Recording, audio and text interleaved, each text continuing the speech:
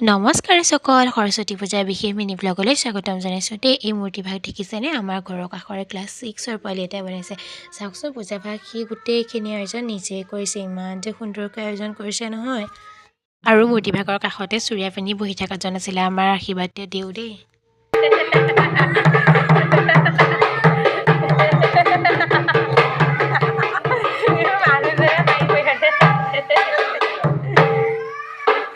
ইয়াত দেখিলেনে তাৰ মাজতে ভাওনাও হৈ গ'ল আৰু আমাক ইয়াত খাবলৈ প্ৰসাদ দিলে, তাৰপাছতে আকৌ পৰ্যট দিলে আৰু লগতে ক্ষীৰো দিলে।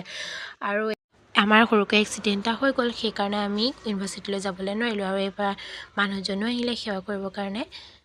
এইবাৰ আমি সৰস্বতী পূজাভাগ এনেকৈ পালন কৰিলোঁ আৰু বিশেষ ক'লৈকো ওলাই মেলি যোৱা একেবাৰে নহ'লে।